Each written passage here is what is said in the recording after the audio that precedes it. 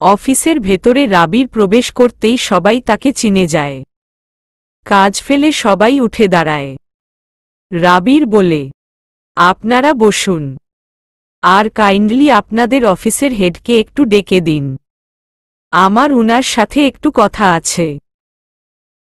একজন লোক তখন বেরিয়ে এসে বলল, স্যার, আপনি আমার সাথে আসুন, আমি আপনাকে বসের রুমে নিয়ে যাচ্ছি। রাবির মেহুলের দিকে চেয়ে বলল, চলুন মেহুল। মেহুলও তার পেছনে পেছনে যায়। একটা রুমের সামনে এসে সেই লোকটা দরজায় নক করে বলে, বসো, রাবির স্যার এসেছেন, আপনার সাথে নাকি কথা বলতে চান। বসো ভেতর থেকে বলেন, উনাকে নিয়ে ভেতরে আসুন। রাবির আর মেহুল ভেতরে ঢুকতেই অফিসের বসও উঠে দাঁড়ান। হেসে বলেন, ভালো আছেন? জি। আপনি কি এখন ফ্রি আছেন? আপনার সাথে আমি একটু কথা চাই। জি জি, অবশ্যই, বসুন না। তারপর লোকটি তার পিএকে বলল, যাও, উনাদের জন্য শরবত নিয়ে এসো। তারপর বলুন, রাবির খান, কোনো সৌভাগ্যে আপনার পদচিহ্ন আমার অফিসে পড়েছে? হু, তা তো বলবই। তার আগে পরিচয় করিয়ে দেই, উনি আমার ওয়াইফ, মিসেস মেহুল খান। লোকটি চমকে বলল, ও মা, ম্যাডামকে নিয়ে এসেছেন। আসসালামু আলাইকুম ম্যাডাম, ভালো আছেন? মেহুল ইতস্তত স্বরে বলল, জি, ভালো। আমি আপনাদের কি সাহায্য করতে পারি বলুন? রাবির তখন একটা খবরের কাগজ লোকটার দিকে এগিয়ে দিয়ে বলল, এটা তো আপনাদের অফিসেরই নিউজ পেপার, তাই না? লোকটি ভালোভাবে দেখে বলল, হ্যাঁ। কেন, কোনো সমস্যা হয়েছে? আচ্ছা, বলছি। তার আগে আপনি এটা বলুন, আপনার নিউজ অফিস থেকে কোনো খবর ছাপানোর আগে যাকে নিয়ে খবর ছাপান তার অনুমতি নেন? উমম, আসলে অনুমতি নেওয়ার তো কিছু নেই। আমরা সাধারণত প্রতিদিনের ঘটনাগুলোই এখানে তুলে ধরি, আর প্রতিবেদন যা আছে সেটা ব্যক্তির মতামত নিয়েই করা হয়। বেশ, বুঝলাম। আমাকে তাহলে আরেকটা জিনিস বুঝান।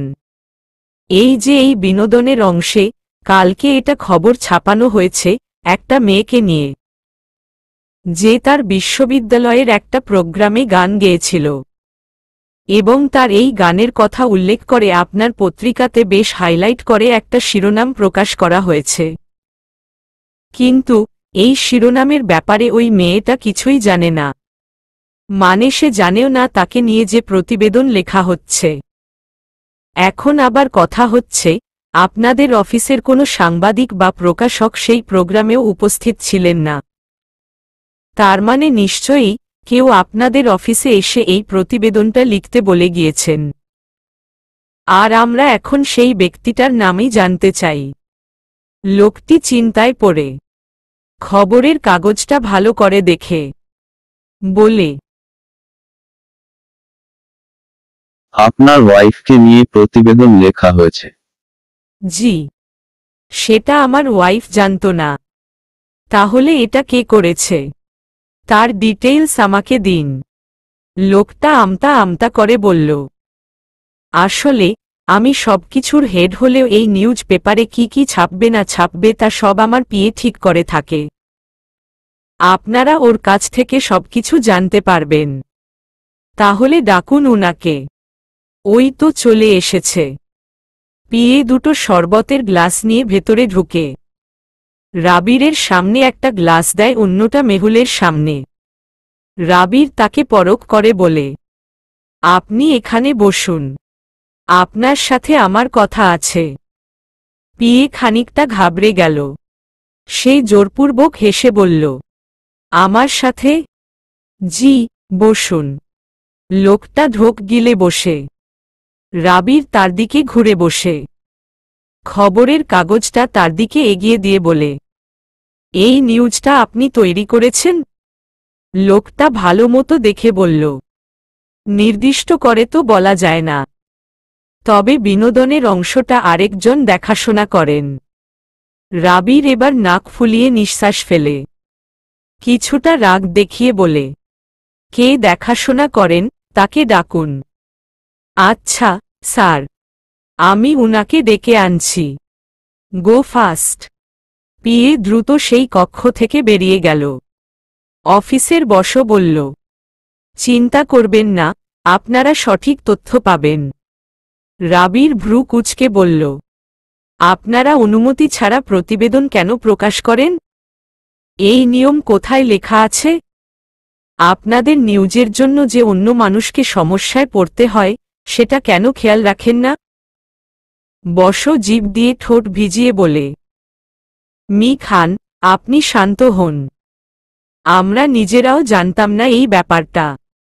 আমাদের যা বলা হয় আমরা কাগজের পাতায় তাই লিখি।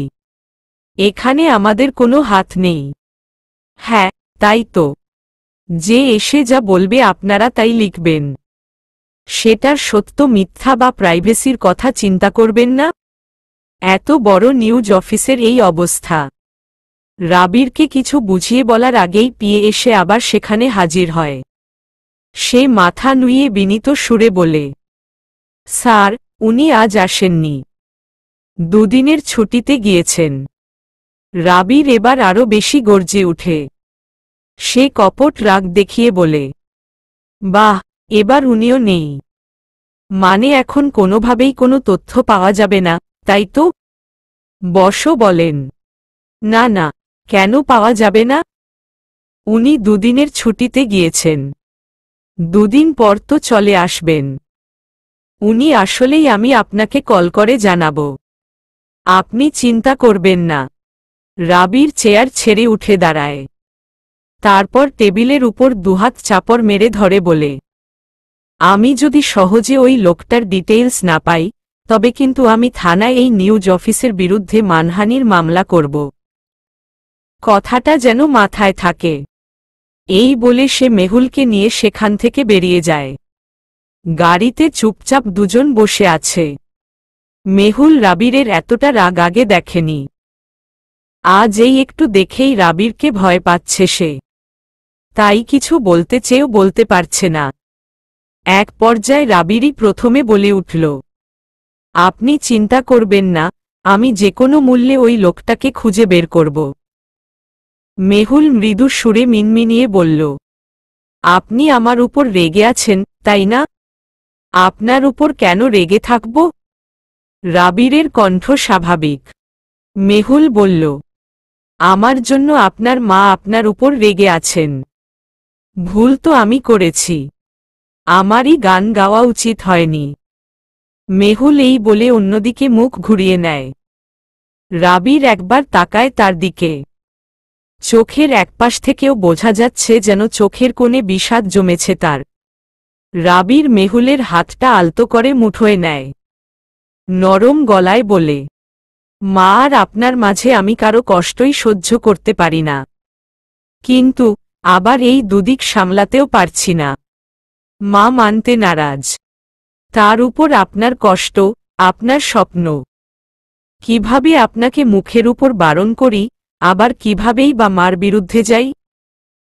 দুইটার কোনোটাই আমার পক্ষে সম্ভব হয়ে উঠছে না। আমি যে বড্ড অসহায়, মেহুল। মেহুল তার দিকে আবার ফিরে তাকায়। লোকটার জন্য তার খুব মায়া হয়। ইস, মাথার ভেতর এমনিতেই তার কত দুশ্চিন্তা। তার উপর সেও এখন বাড়তি চাপ সৃষ্টি করছে। মেহুল তাই নাক টেনে নিজেকে শান্ত করে। বলে, থাক, আমার জন্য আপনি মাকে কষ্ট দিয়েন না। আমি চাই না আমার জন্য আপনাদের সম্পর্ক খারাপ হোক। মা যা বলবেন আমি তাতেই রাজি। রাবির উদাস চোখে মেহুলের দিকে তাকায়। মেয়েটা মুখে যাই বলুক না কেন, তার চোখ তো অন্য কথা বলছে। চোখের সামনে তো তার বিষণ্ণতা স্পষ্ট বোঝা যাচ্ছে। রাবির কি করে এই মেয়েটার প্রতি এত কঠোর হবে? সে বলে, আপনি জানেন, আপনার চোখও কথা বলে। আর আপনার এই মুখের কথার সাথে আমি আপনার চোখের কথার কোনো মিল পাচ্ছি না, মেহুল। আপনি কষ্ট পাচ্ছেন। মায়ের সাথে আমি কথা বলবো।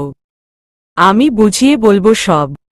দেখবেন মা অবশ্যই রাজি হবেন। আর যদি না হন? মেহুলের এই প্রশ্নের আর কোনো জবাব দেয় না রাবির। কেবল গাড়ি চালানোতে নজর দেয়। মেহুল তখন নিজ থেকেই বলে, মা রাজি না হলে আমিও আর গান গাইব না। অনার্সটা কোনোরকমে শেষ করব। তারপর আপনি আমাকে আপনার বাড়িতে নিয়ে যাবেন। সেখানে আমি আর 5টা মেয়ের মতোই একটা ছোট্ট সংসার শুরু করব। আর তারপর আমাদের বাচ্চা কাচ্চা হবে। মা নাতি নাতনিদের নিয়ে খুশিতে সময় কাটাবেন। আমিও আমার মতো সংসার করে যাব। ভালো না আইডিয়াটা? রাবির দীর্ঘশ্বাস ফেলে বলে, আমি শুনেছি মেয়েরা নাকি সব পারে। আজ মনে হচ্ছে আসলেই মেয়েরা সব পারে। খুব নিখুঁতভাবে তার স্বপ্নকে পা মারিয়ে দিয়ে সেখানে বাস্তবতার পাহাড় গড়ে তুলতে পারে। অথচ সেই পাহাড়ের নিচে চাপা পড়েই যে আজীবন তাকে কাতরাতে হয়, সেটা একটা মেয়ে কোনোভাবেই বুঝতে পারে না। আর আপনার সাথে আমি তেমনটা হতে দিব না, মেহুল। আপনি যতদিন পর্যন্ত না সবকিছু খুশি মনে মেনে নিচ্ছেন ততদিন পর্যন্ত এসবের কিছুই হবে না। মেহুল ভার্সিটিতে যাওয়ার পর সবাই বেশ উৎসাহ নিয়ে তাকে সাধুবাদ জানাচ্ছে। টিচাররাও সবাই খুব খুশি। রীতা মেহুলের কাছে গিয়ে বলল, দোস্ত, আর যাই হোক এই এক নিউজ পেপারের হেডলাইন তোকে ছোটখাটো সেলিব্রিটি বানিয়ে দিয়েছে। আমার তো মনে হচ্ছে যে করেছে সে ভালোই করেছে। দেখবি এখন এই সূত্র ধরে বাইরে থেকেও তোর জন্য গান গাওয়ার অফার আসবে। তবে আজ মেহুলের মাঝে কোনো উৎসাহ নেই। সে নীরস মুখে বলল, হু কি হু, তুই খুশি না? মেহুল রীতার দিকে চেয়ে বলে, বাড়িতে এই নিয়ে ঝামেলা চলছে। রাবির উনার মাকে কোনোভাবেই রাজি করাতে পারছেন না। এই অবস্থায় আমি কি করে খুশি হব বলতো? রীতা বুঝতে পারে। সে মেহুলের কাঁধে হাত রেখে তাকে আশ্বাস দিয়ে বলে, চিন্তা করিস না দোস্ত, সব ভালো হবে। হ্যাঁ, ভালো লাগছে না। চল আজকে একটু ফুচকা খেতে যাই। কিন্তু রাব্বি স্যার তো তোকে ডেকেছিলেন। আমাকে কেন? জানি না। আচ্ছা চল তাহলে আগে সেখানেই যাই। মেহুল স্যারের কেবিনের কাছে গিয়ে বলল, আসব স্যার? স্যার বললেন, হ্যাঁ হ্যাঁ মেহুল, ভেতরে এসো। মেহুল ভেতরে প্রবেশ করে। রাব্বি স্যার হেসে বললেন, প্রোগ্রামের পর তো তোমাকে আর দেখাই যায়নি। সেমিস্টার ব্রেকে কি কোথাও ঘুরতে যাওয়ার প্ল্যান করেছ নাকি? মেহুল সৌজন্য হেসে বলল, না স্যার, তেমন কিছু না। ক্লাস নেই বলে আসা হয় না আর কি। আচ্ছা, আপনি নিউজ পেপার দেখেছেন নিশ্চয়ই। সবাই তো আপনার বেশ প্রশংসা করছেন। আপনার পরিবারের মানুষও নিশ্চয়ই খুব খুশি? মেহুল মাথা নুইয়ে মৃদু সুরে বলে, জি স্যার, তা তো হতেই হবে। মেয়ের এমন প্রাপ্তিতে তো সব বাবা মাই খুশি হন। তবে এখন আরেকটা খুশির সংবাদ আছে। কি? আমার এক বন্ধু, ভোকাল আর্টিস্ট। সে নতুন নতুন সিঙ্গারদের নিয়ে কাজ করে। প্রতি বছর তার একটা করে অ্যালবাম রিলিজ হয়। আর সেটা হিটও হয় খুব। তো সে কালকে খবরের কাগজে তোমার খবর দেখে আমাকে কল দিয়ে বলে, মেয়েটা তোদের ভার্সিটির না? আমি বলি, হ্যাঁ আমার ছাত্রী। সে তখন দারুণ একটা খবর দেয়। তোমাকে ওর সাথে কাজ করার অফার দেয়। আমাকে বলেছে তোমার সাথে কথা বলার জন্য। তুমি একবার ওর সাথে কাজ করলে তোমার আর গানের ক্যারিয়ার নিয়ে ভাবতে হবে না। এমনি সেটা অনেক উপরে উঠে যাবে। তো এই নিয়ে তোমার কি মতো? মেহুল বিস্ময় নিয়ে চেয়ে থাকে। সারা জীবন যা চেয়ে এসেছে আজ সেটা তার সামনে। সে কি সেটা ছুঁয়ে দেখবে না? বারণ করে দিবে? মনের বিরুদ্ধে গিয়ে এমনটা করতে পারবে সে? মেহুল চিন্তায় পড়ে যায়। কি বলবে বুঝতে পারছে না। স্যার বললেন, কি হলো মেহুল, কি ভাবছ? এই সুযোগ কিন্তু কেউ সহজে হাতছাড়া করবে না, তাই যা সিদ্ধান্ত নেওয়ার ভেবে নিও।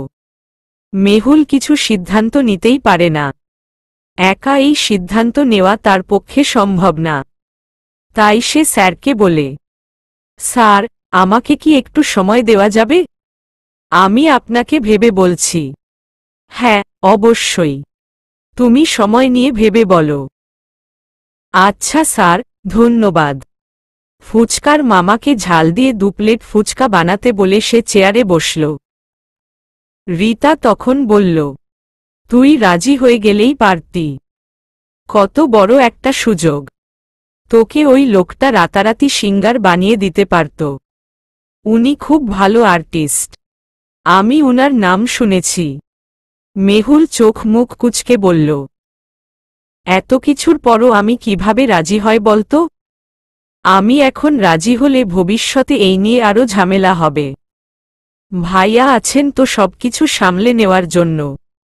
একটা মানুষ আর কত দিক সামলাবেন? উনার সামনে ইলেকশন, এই নিয়ে রাতদিন ছুটছেন।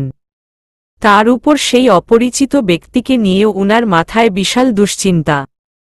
আর আমার এই গান নিয়ে উনার সাথে উনার মায়ের ভুল বুঝাবুঝি তো চলছেই। আর কত দিক সামলাবেন উনি? পাগল যে হচ্ছেন না এটাই বেশি। আমি আর এইসবের মাঝে নতুন করে কোনো প্রেশার সৃষ্টি করতে চাই না। উনার সাথে কথা বলবো, উনি যা বলবেন তাই হবে। রীতা মেহুলের মুখের দিকে কিছুক্ষণ একদৃষ্টিতে চেয়ে থাকে। তারপর সে মৃদু হেসে বলে, তুই ভাইয়াকে ভালোবেসে ফেলেছিস, তাই না? মেহুল দ্বিধাগ্রস্ত চোখে তাকায়।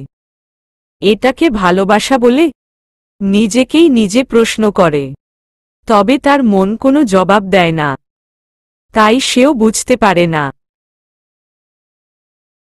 অন্যদিকে মুখ ঘুরিয়ে বলে, ভালোবাসা না হলেও মানুষটাকে আমি সম্মান করি।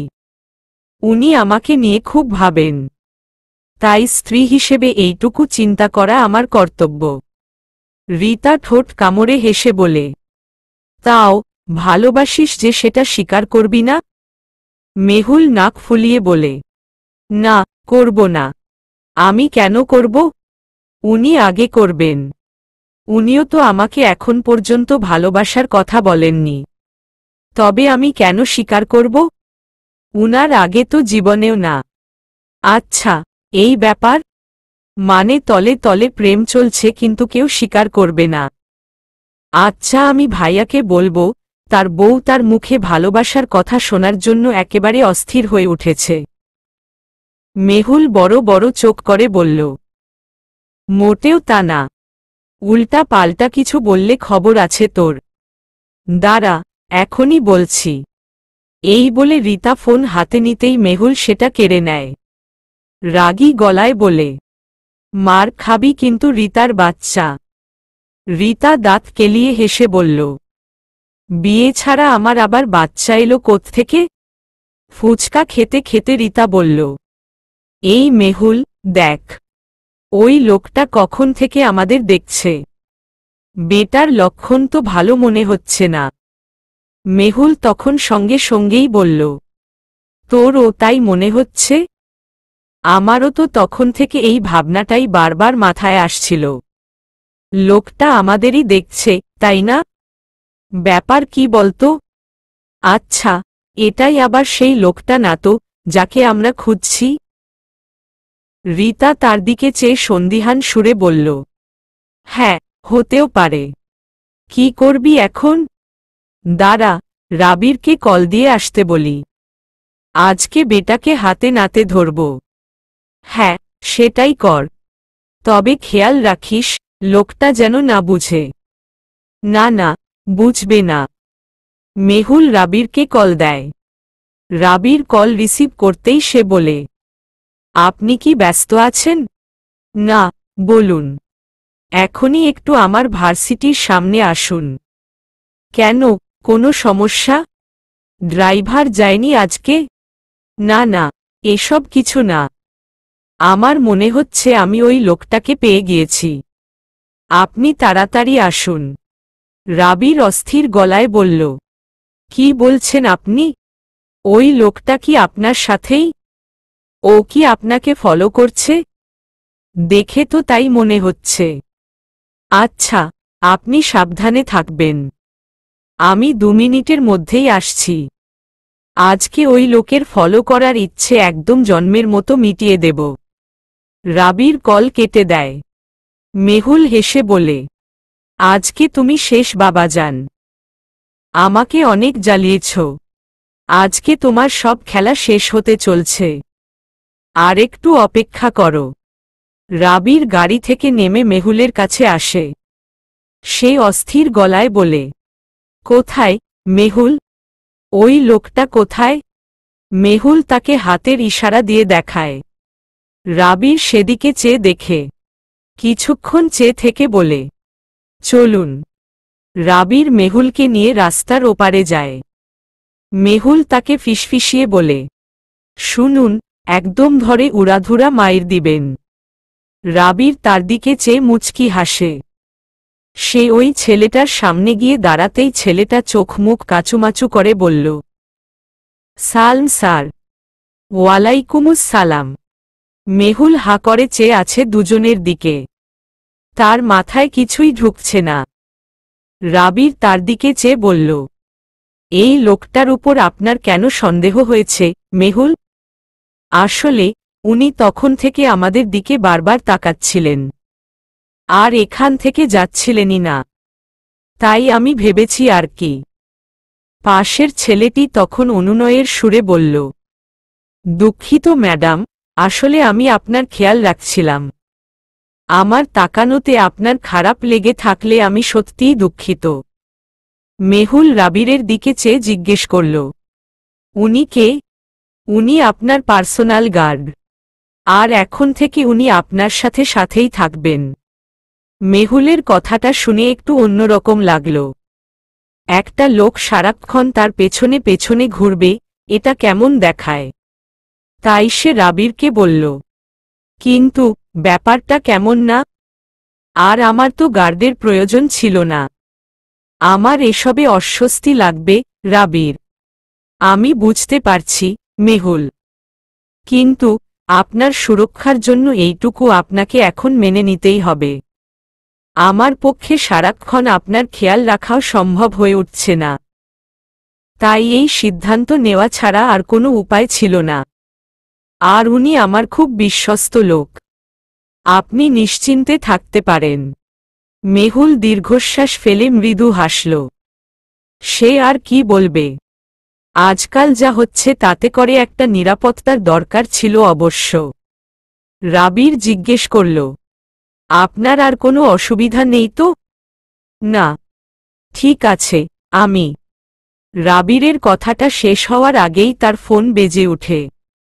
সে ফোনটা হাতে নিয়ে মেহুলের দিকে চেয়ে বলে, 1 মিনিট। তারপর সে কল রিসিভ করে। ওপাশ থেকে কেউ একজন বলে, স্যার, বাংলা বাজার গোডাউনে আগুন লেগেছে। এইদিকে শ্রমিকরা আহাজারি করছে। সবাই দিশেহারা হয়ে দিক বেদিক ছুটছে স্যার। আমরা কাউকে সামলাতে পারছি না। ফায়ার সার্ভিসের লোকেরাও এখনো আসেনি। মানুষের হইচই, এই চারদিকের অবস্থা খুব খারাপ। কি করব বুঝতে পারছি না। রাবির আতঙ্কিত হয়ে বলল, কি বলছো এসব? ওখানে আগুন লাগলো কি করে? আমার শ্রমিকদের দোকান। কিভাবে এসব হয়েছে? ও পাশের লোকটা তখন বলল, স্যার, আমাদের যে দারোয়ানের ছিল সে বলেছে আগুন এমনি এমনি লাগেনি, কেউ লাগিয়েছে। কিন্তু সে কে সেটা এখনই বলা যাচ্ছে না। আপনি এক্ষুনি একবার এখানে আসুন। রাবির অস্থির গলায় বলল, ঠিক আছে, আমি আসছি। মেহুল রাবিরের অস্থিরতা আর আতঙ্কিত চোখ মুখ দেখে জিজ্ঞেস করল, কি হয়েছে? আপনাকে এমন দেখাচ্ছে কেন? আর বলবেন না, বাংলা বাজার গোডাউনে আগুন লেগেছে। আমার শ্রমিকদের দোকান সেখানে। চারদিকে হইচই লেগে গিয়েছে। আমার এক্ষুনি একবার যেতে হবে। আপনি সাবধানে বাড়ি যাবেন। পরে কথা হবে। আসছি এখন।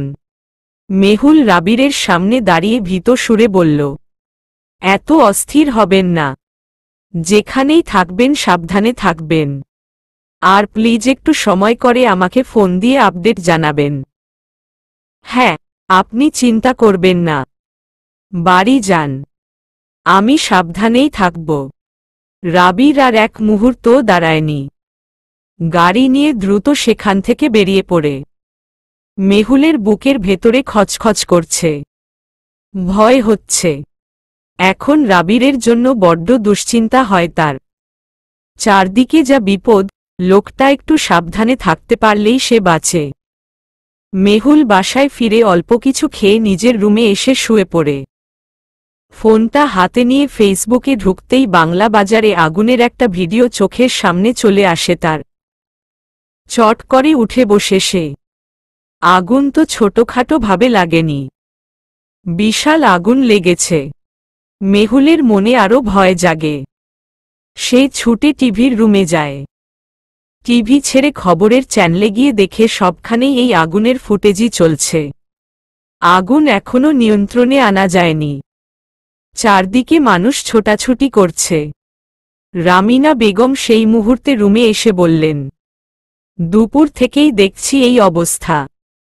এখনো নাকি আগুন নিয়ন্ত্রণে আনা যায়নি। কি যে হবে কে জানে। মেহুল মায়ের দিকে চেয়ে অসহায় সুরে বলে, মা, ওখানে তো রাবিরও গিয়েছেন। রামিনা বেগম আতকে উঠে বলেন, কি? কেন? নাকি উনার লোকদের গোডাউন। উনাকে ফোন দিয়ে বলেছেন আর উনিও চলে গিয়েছেন। আগুনের অবস্থা দেখেছ? আমার তো এখন ভয় করছে মা। না না, কিছু হবে না। জামাই নিরাপদেই থাকবেন। টিভিতে দেখ না, ওই যে ফায়ার সার্ভিসের লোকেরা কাজ করছে। আগুন নিভে যাবে। মেহুল টিভির সামনে থেকে আর নড়ল না। টানা 2 ঘন্টা যাবৎ সে টিভির সামনেই বসে আছে। টিভিতে লাইভ টেলিকাস্ট চলছে। সাংবাদিকদের সামনে এই মুহূর্তে রাবির দাঁড়িয়েছে। তাকে সাংবাদিকরা নানা প্রশ্ন করছেন। আগুন কিভাবে লাগলো, কিংবা কে লাগালো এই সকল বিষয়ে। মেহুল ক্ষিপ্ত হয়ে মায়ের দিকে চেয়ে বলল, আশ্চর্য, আগুন কিভাবে লেগেছে সেটা কি উনি জানেন নাকি? সাংবাদিকদের কি আর কোনো কাজ নেই? আজাইরা সব প্রশ্ন করেন। রামিনা বেগম বললেন, জায়গাটা রাবিরের, আর এখানে কাজও করে তার লোকেরাই। তাই তাকেই এই প্রশ্নগুলো করা হবে, এটাই তো স্বাভাবিক। রাবির বেশ সাবলীলভাবে সব প্রশ্নের জবাব দিল। সে বলল, তদন্ত চলছে। খুব শীঘ্রই তারা পুলিশের সহায়তা নিয়ে এই আগুনের রহস্য উদ্ঘাটন করবে। সাংবাদিকের ব্রিফিং শেষ হতেই মেহুল রাবিরকে কল দেয়। কল রিসিভ করলে মেহুল বলল, আপনি ঠিক আছেন? হ্যাঁ মেহুল, আমি ঠিক আছি। আপনি চিন্তা করবেন না। আমি আপনার লাইভ দেখছি। ওখানের আগুন কি পুরোপুরি এখনো নিভিনি? না, কিছু কিছু জায়গায় এখনো আছে। আচ্ছা, আপনার আর ভেতরে যাওয়ার দরকার নেই। বিল্ডিংটা যেভাবে পুড়েছে ধসে পড়ার সম্ভাবনা আছে। ওইখানের লোকগুলোকে সরে আসতে বলুন। হ্যাঁ হ্যাঁ, আমিও তাই ভাবছি। মেহুল পুনরায় কিছু বলার আগেই ফোনের ওপাশ থেকে কাউকে চিৎকার করে বলতে শোনা যায়, স্যার, গোডাউনের পেছনের দেয়াল ভাইঙ্গা গেছে। আর ওইটার নিচে আমার কর্মচারী আটকা পড়ছে স্যার। এখন হে কোনোভাবেই বের হইতে পারতেছে না। কিছু করেন স্যার। ওরে বাঁচান। রাবির ফোনের এপারে মেহুলকে বলল, মেহুল, আমি আপনার সাথে পরে কথা বলছি। এই বলে সে কল কেটে দেয়। এমনিতেই মেহুল শান্তি পাচ্ছে না। এখন আবার এসব শুনে আরো বেশি অস্থির লাগছে তার। এই লোকটা কি থেকে কি করে বসে কে জানে। মেহুল সোফায় বসে বসে হাত কচলাতে থাকে। রামিনা বেগমও চোখ মুখ কুঁচকে ভীত চোখে মেয়ের দিকে চেয়ে আছেন। কিছুক্ষণ পর খবরে বলল, বিপদের উপর আরেক বিপদ লেগেছে। আগুন নিভানোর জন্য যারা গোডাউনের ভেতরে গিয়েছিল তারা এখন বের হতে পারছে না। গোডাউনের একপাশের পুরো দেয়াল ধসে পড়েছে। অনেকে নাকি আবার সেই দেয়ালের নিচেই চাপা পড়েছে। এই কথা শুনে মেহুলের হাত পা এবার ঠান্ডা হয়ে আসছে। সে তাড়াহুড়ো করে রাবিরকে কল দেয়, কিন্তু তার ফোনে সংযোগ দেওয়া সম্ভব হচ্ছে না বলছে। মেহুলের ভয়, দুশ্চিন্তা সব বাড়তে থাকে। টিভিতেও আর তাকে দেখা যাচ্ছে না। বুকের ভেতরে ধুকধুক করছে তার। এই লোকটা আজ তাকে দুশ্চিন্তা দিতে দিতে হয়তো মেরাই ফেলবে। সে লাগাতার কল দিয়েই যাচ্ছে। আর রাবিরের ফোনও বারবার সংযোগ দেওয়া যাচ্ছে নাই বলে যাচ্ছে। মেহুল যে কি করবে বুঝতে পারছে না। রামিনা বেগমও খুব অস্থির হয়ে উঠেছেন। মেহুল রাবিরের সাথে আর কোনোভাবে যোগাযোগ করতে না পেরে এক পর্যায়ে তার মাকে কল দেয়। মা, আপনার ছেলে তো আমার কলও ধরছে না। টিভিতে তো দেখছই কি অবস্থা, ও হয়তো ফোন ধরার অবস্থাতেই নেই। আমার উনার সাথে লাস্ট কথা হয়েছিল ওই বিল্ডিংটার দেয়াল ধসে পড়ার আগে। এরপর থেকে এখন আর একবারও কথা হয়নি। আমার তো এখন খুব দুশ্চিন্তা হচ্ছে মা। রাবিরের মা মৃদু হাসলেন, বললেন, যাক, এখন আমার দুশ্চিন্তার ভাগ নেওয়ার জন্য একজন চলে এসেছে। তবে এই তো কেবল দুশ্চিন্তার শুরু। এখনও তো পুরো জীবন পড়ে আছে এর জন্য। মেহুল সোফায় বসল। টিভির উপর থেকে চোখ সরছে না তার। কোনো নতুন আপডেটও পাচ্ছে না। রাবিরের মা বললেন, রাবির ঠিক আছে। আমার আর তোমার ভালোবাসা আছে তো ওর সাথে। তুমি চিন্তা করো না। আচ্ছা মা, যদি আপনার সাথে কথা হয় তাহলে আমাকে কিন্তু অবশ্যই বলবেন। ঠিক আছে। মেহুল কল কাটার পর রামিনা বেগম জিজ্ঞেস করলেন, বেয়ান কি বলেছেন? উনি মেন্টালি খুব স্ট্রং মা। হয়তো দুশ্চিন্তা নিতে নিতে এখন আর এসব ছোটখাটো ব্যাপারে উনি এত অস্থির হন না। আমাকে বলেছেন, এ তো সবে শুরু। ভবিষ্যতে নাকি এমন দুশ্চিন্তা আরও নিতে হবে। হ্যাঁ, তা তো নিতে হবেই। নেতার বউ হয়েছিস, দুশ্চিন্তা কি আর এত সহজে পিছ ছাড়বে? তোকেও তোর শাশুড়ির মতোই স্ট্রং হতে হবে। মেহুল নিরস মুখে মৃদু আওয়াজে বলল। হু। ঘড়িতে 10টা বাজে। মেহুলের চোখ মুখ ফুলে আছে। তার মা বাবা তার পাশেই বসে আছেন। একটু আগেই রাবিরের কল এসেছে। ফোন দিয়ে বলেছে সব ঠিক আছে। সবাইকে ঠিকঠাক মতো বিল্ডিংয়ের ভেতর থেকে উদ্ধার করা হয়েছে। যারা চাপা পড়েছিল তাদেরকে চিকিৎসার ব্যবস্থা করা হয়েছে। আর এসবের মাঝে সেও বেশ অনেকটাই ব্যথা পেয়েছে।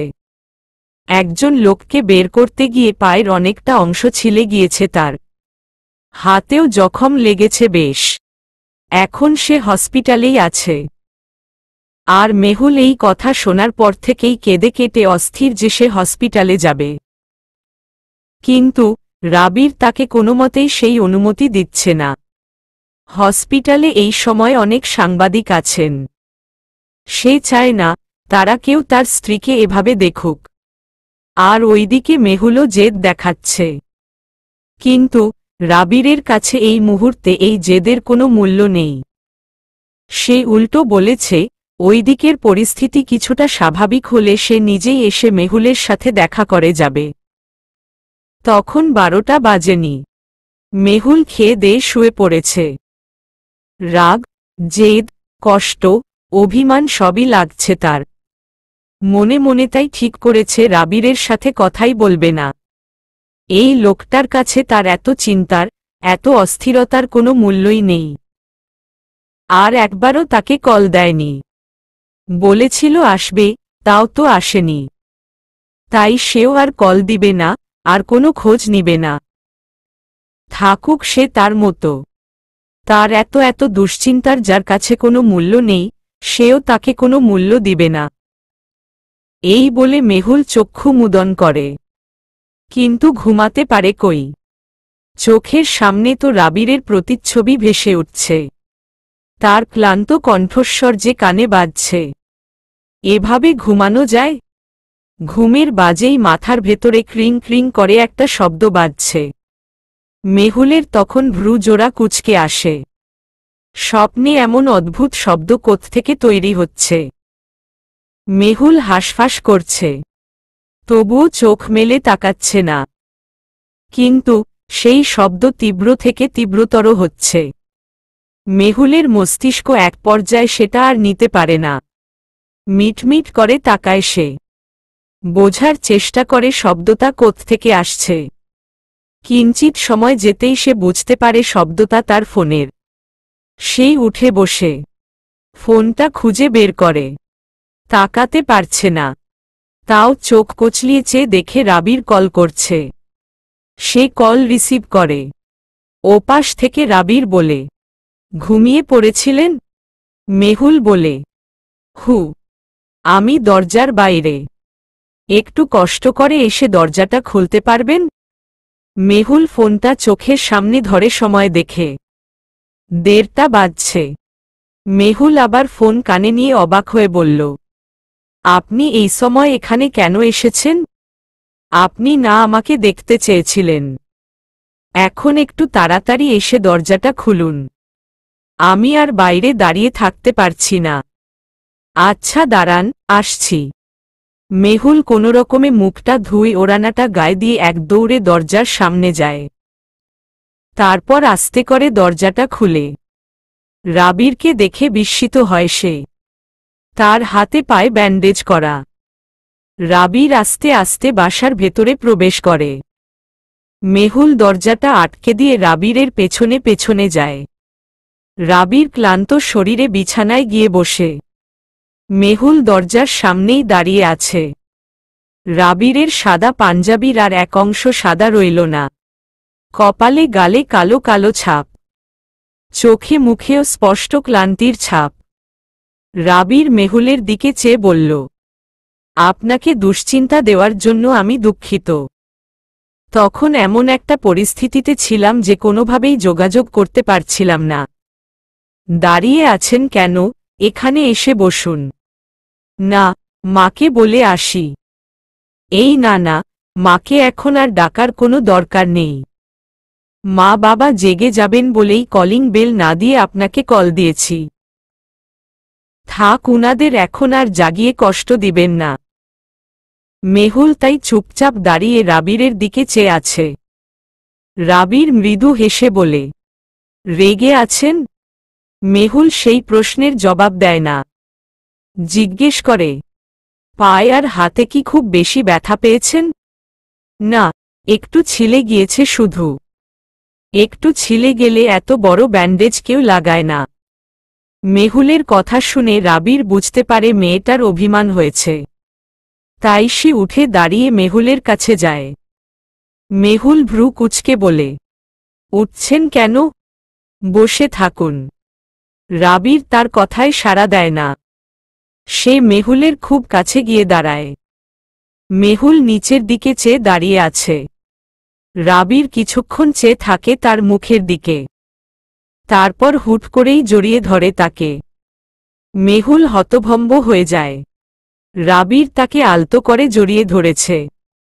রাবিরের এইটুকু স্পর্শেই যেন শরীর জমে গিয়েছে তার। সে শটান হয়ে দাঁড়িয়ে আছে কেবল। রাবিরের শরীরের উষ্ণতা যেন টের পাচ্ছে। সেই ঢোক গিলে রাবির মৃদু স্বরে বলে, আমার উপর রাগ করে থাকবেন না প্লিজ। আমি বুঝতে পারছি আপনার হয়তো এত দুশ্চিন্তা সহ্য করার অভ্যাস নেই। কিন্তু এখন থেকে যে অভ্যাস করে নিতে হবে মেহুল। আমাদের জীবনটাই দুশ্চিন্তা দিয়ে ভরা। আর এখন তো আপনিও আমার জীবনেরই অংশ। তাই না চাইতেও এই দুশ্চিন্তার ভার আপনাকেও নিতে হবে। আমি নিরুপায় মেহুল, আপনাকে আমি কষ্ট দিতে চাইনি। মেহুল স্তব্ধ। রাবির হয়তো কোনো উত্তরের অপেক্ষা করছে। তবে মেহুল মুখে কিছু না বলে আলতো করে তাকে জড়িয়ে দেয়। রাবিরের যেন এইটুকুতেই শান্তি পায়। তার এত ক্লান্তি, এত অবসাদের মাঝেও যেন তৃপ্তি খুঁজে পায় সে। মেহুল চোখ বুজে নিঃশ্বাস ফেলে বলে, আপনাকে বলেছিলাম ওই বিল্ডিংটার ভেতরে যাওয়ার দরকার নেই। তাও আপনি গিয়েছেন, আর এত ব্যথাও পেয়েছেন। তার উপর তখন আমার ফোনও ধরছিলেন না। আর একটু হলে তো আমাকেই হসপিটালে নিতে হতো। রাবির ঠোঁট ছড়িয়ে হাসে, বলে, ভাগ্যিস আজ এত কিছু হয়েছিল। না হলে বুঝতাম কি করে যে মিসেস মেহুল খান যে তার নেতা সাহেবকে এত ভালোবাসে। মেহুল এই কথা শুনে রাবিরকে ছেড়ে দাঁড়ায়। মুখ কালো করে বলে, জি না, মোটেও আমি আপনাকে ভালোবাসি না। রাবির ঠোঁট কামড়ে হেসে বলে, আচ্ছা, তাহলে এত দুশ্চিন্তায় অস্থির কেন হয়ে উঠছিলেন শুনি? ওটা তো কেবল দায়িত্ববোধের খাতিরে। ওইসব ভালোবাসা টালোবাসা কিছুই না। রাবির তখন তার দিকে কিছুটা এগিয়ে আসে। মেহুল পিছিয়ে দরজায় পিঠ ঠেকায়। রাবির তার মুখ বরাবর মুখ এনে বলে, কোনটা ভালোবাসা আর কোনটা দায়িত্ববোধ এইটুকু বোঝার বয়স আমার আর আগেই হয়ে গিয়েছে, মিসেস মেহুল খান। তাই আপনাকে আর কষ্ট করে মিথ্যে বলতে হবে না। মেহুল শক্ত হয়ে দাঁড়িয়ে থাকে। রাবির তার চোখ মুখ ভালোভাবে পরখ করে বলে, চিন্তাই চিন্তাই তো চোখ মুখ বিষণ্ণ হয়ে গিয়েছে। নিজের একটু ভালোভাবে যত্ন নিবেন। আসছি আমি। দরজাটা এসে আটকে দিয়ে যান। আপনি চলে যাবেন? রাবির ঘুরে তাকিয়ে বলে, আপনি বললে থেকে যেতে পারি। না, দরকার নেই। মাও নিশ্চয়ই ওইদিকে টেনশন করছেন। সাবধানে বাড়ি যান। আজকে একটু বেলা করেই রাবিরের ঘুম ভাঙে। যদিও এত সকাল অবধি ঘুমানোর অভ্যাস তার নেই, তবে অনেক বেশি ক্লান্ত বলে আজ আর সে উঠতে পারেনি। তবে ঘুম ভাঙার পর ঘড়িতে 11টা বাজে দেখে তাড়াহুড়ো করে সে উঠে বসে। এতক্ষণ সে ঘুমিয়েছে। ওই দিকের কি খবর কে জানে। সে ফোন হাতে নিয়ে দেখে তার পিয়ে তাকে অনেকগুলো কল দিয়ে রেখেছে। আশ্চর্য, সে একটা কলও কি করে শোনেনি। পরে খেয়াল করে দেখে তার ফোন সাইলেন্টে ছিল। সে আগে গিয়ে ফ্রেশ হয়ে আসে। তারপর দ্রুত তার পিয়েকে কল দেয়। পিয়ে কল রিসিভ করে বলে, স্যার, আপনাকে একটা খারাপ খবর দেওয়ার আছে। রাবির চিন্তিত হয়ে বলে, কি? ওইদিকে আবার কিছু হয়েছে? না, নতুন করে তো আর কিছু হয়নি। তবে এসব যে করেছে আমরা তার খোঁজ পেয়েছি। আমাদের গোডাউনে এমনি এমনি আগুন লাগেনি, বরং আগুন লাগানো হয়েছে। আর এই আগুনটা লাগিয়েছে সাদরাজ আহমেদ। রাবিরের মস্তিষ্কে নামটা পৌঁছাতেই তার চোয়াল শক্ত হয়ে আসে। জিজ্ঞেস করে, তুমি এই খবর কোথায় পেয়েছ? গোডাউনের দারোয়ানের কাছ থেকে। সে একজন অপরিচিত লোককে গোডাউনের ভেতরে ঢুকতে দেখেছিল। সে যখন গিয়ে তাকে তার পরিচয় জিজ্ঞেস করে, তখন নাকি ওই লোকটা বলেছে সে আপনার লোক, আপনিই নাকি তাকে গোডাউনে পাঠিয়েছেন। কিন্তু ওই লোকের কাছে কোনো পাস ছিল না। আর দারোয়ান আপনার কথা শুনে তাকে যেতে দেয়। এখন আমার মনে হচ্ছে ওই লোকটা নিশ্চয়ই সাদরাজের লোক। এছাড়া আর কার এত সাহস আছে বলুন? রাবির ক্ষুব্ধ হয়ে বিছানায় বসে বলে, ওই লোকটার খোঁজ পাওয়া গিয়েছে? না, স্যার। আগে ওই লোকটাকে খুঁজে বের করো। আমি উপযুক্ত প্রমাণ ছাড়া কারোর উপর জোর করে দোষ চাপিয়ে দিতে পারব না। তোমরা ওইদিকে খোঁজ লাগাও। আমি আসছি। রাবির কল কেটে দিয়ে তৈরি হয়ে নিচে যায়। তার মা আগে থেকেই খাবার টেবিলে নাস্তা নিয়ে অপেক্ষা করছিলেন। রাবির গিয়ে চেয়ার টেনে বসে জিজ্ঞেস করে, আমাকে আরও আগে ডাকনি কেন, মা? 11টার উপরে বাজে। এতক্ষণ ঘুমালে আমার আর কাজ করতে হবে না। তার মা খাবার বাড়তে বাড়তে বলেন, প্রতিদিন তো আর ঘুমাও না, আজকে একটু ঘুমিয়েছ তো কি হয়েছে? রাবির একটু দ্রুত খাচ্ছে। তার মা তখন বলেন, কালকে তো মেহুল অনেক চিন্তায় পড়ে গিয়েছিল। আমার সাথেও কল দিয়ে কথা বলেছিল। তুমি ফোন ধরছিলে না বলে মেয়েটা কি অস্থিরই না হয়ে উঠেছিল। রাবির আলতো হাসে তখন। বলে, প্রথম তো, আস্তে আস্তে তোমার মতোই এসবে অভ্যস্ত হয়ে যাবে। তিনি তখন ভ্রু কুঁচকে বললেন, তোমারও এখন একটু বুঝে চলা উচিত। বিয়ে করেছ, বউ হয়েছে। এখন তোমার কিছু হলে আমরা দুজনেই কিন্তু নিঃস্ব হয়ে যাব। তাই সবকিছুতে এত জোরানোর দরকার নেই। একটু বেছে বেছে চলো। রাবির বলে, মা, আমি তো চাই না কোনো ঝামেলাতে জড়াতে। কিন্তু চোখের সামনে যদি তুমি কোনো অন্যায় হতে দেখো, তুমি কি চুপ থাকতে পারবে? আমিও তো তাই পারি না। কেউ অন্যায় করলে আমার সহ্য হয় না। জনগণ তো আমাকে ভরসা করে, তাই না? তাদের ভরসাও তো আমার রাখতে হবে। মা বলেন, তা রাখো, সমস্যা নেই। কিন্তু আমরা তোমার উপরেই নির্ভরশীল। আমাদের কথাও একটু ভেবো। রাবির জবাব দেয় না। মায়ের দিকে চেয়ে মৃদু হাসে। মেহুল একবার ফোনটা হাতে নিচ্ছে তো আরেকবার রেখে দিচ্ছে। মনটা তার উসখুস করছে রাবিরকে একটা কল দেওয়ার জন্য। কিন্তু আবার ভাবছে, রাবির নিশ্চয়ই আজকে খুব ব্যস্ত। তাকে এখন কল দিয়ে বিরক্ত করাটা কি ঠিক হবে? মেহুল নিজেকেই নিজে প্রশ্ন করে। কিন্তু কোনো উত্তর পায় না। ভাবতে ভাবতেই সে বারান্দায় গিয়ে দাঁড়ায়। রাস্তার দিকে চেয়ে দেখে একটা কালো গাড়ির সামনে একটা লোক দাঁড়িয়ে আছে। লোকটাকে মেহুল চিনতে পারে। কিন্তু এই লোকটা এই সময় এখানে কেন? মেহুল তখন বাসার বাইরে যায়। রাস্তা পার হয়ে ওপারে গিয়ে লোকটাকে গিয়ে জিজ্ঞেস করে, আপনি এখানে কেন? লোকটা মেহুলকে দেখে সালাম দেয়। বিনীত সুরে বলে, স্যার বলেছেন আপনার খেয়াল রাখতে। আরে বাবা, আমি তো এখন বাসাতেই আছি। এখন আপনার এখানে থাকার কি দরকার? আমি কোথাও বের হলে আপনি আমার পাশে পাশে থাকবেন, বাসায় থাকা অবস্থায় আপনাকে এভাবে এখানে দাঁড়িয়ে থাকতে হবে না। আপনি যান। দুঃখিত ম্যাডাম, স্যারের অর্ডার ব্যতীত আমি এখান থেকে নড়তে পারব না। মেহুল তখন কপাল কুঁচকায়। গম্ভীর স্বরে বলে, মিসেস মেহুল খান আপনাকে অর্ডার করছে, আর আপনি তার অর্ডার অগ্রাহ্য করছেন? নেতা সাহেবকে বলবো কল দিয়ে। আপনার চাকরি কিন্তু শেষ। লোকটা ভীত সুরে বলে, না না ম্যাডাম, এমন করবেন না। আচ্ছা, 1 মিনিট, আমি স্যারকে একটা বার কল করে জিজ্ঞেস করে নিই।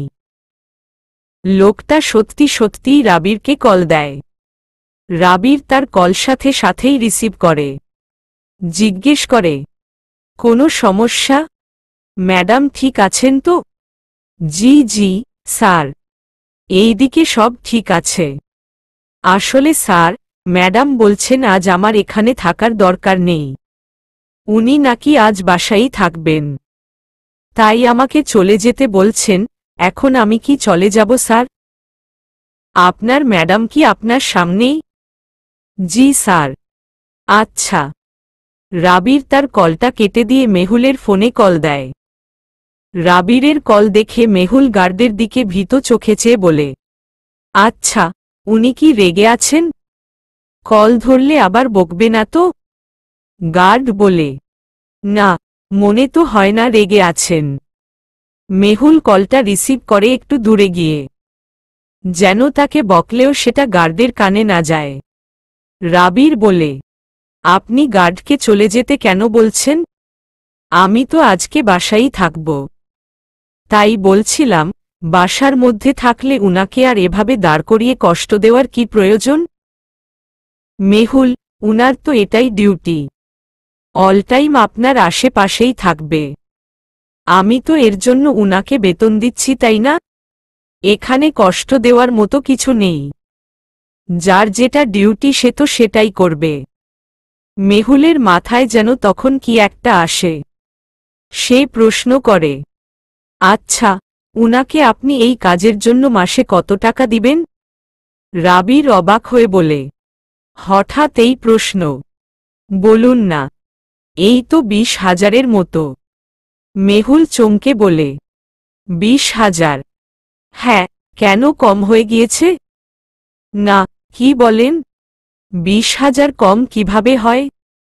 এত টাকা দিয়ে অযথা একটা গার্ড রেখে দিয়েছেন? মেহুল আবার মনে মনে ভাবে, আর এই 20,000 টাকাই বাড়ি ভাড়া দিতে একসময় আমাদের হিমশিম খেতে হতো। আর উনি এই টাকা দিয়ে একটা গার্ড রেখে দিয়েছেন। বাহ, কি বড়লোক! রাবির তখন বলল, আপনার সেফটির কাছে আমার এই টাকা কিছুই না। যাকগে সেসব, এখন আপনি গার্ডদের চিন্তা না করে বাসায় যান। গার্ডদের যেটা ডিউটি গার্ড সেটাই করবে। আচ্ছা, আর ওইদিকে এখন সবকিছু ঠিকঠাক আছে? মোটামুটি। তবে এখন আরেক ঝামেলা লেগেছে। আগুন এমনি এমনি লাগেনি, বাইরে থেকে কেউ এসে লাগিয়েছে। এখন আমার লোকেরা ভাবছে এটা আমার বিরোধী দলের কেউ হবে। কিন্তু প্রমাণ ছাড়া তো কিছু বলাও যাচ্ছে না। তাই এসব নিয়ে পুলিশের সাথে একটু পর মিটিংয়ে বসব।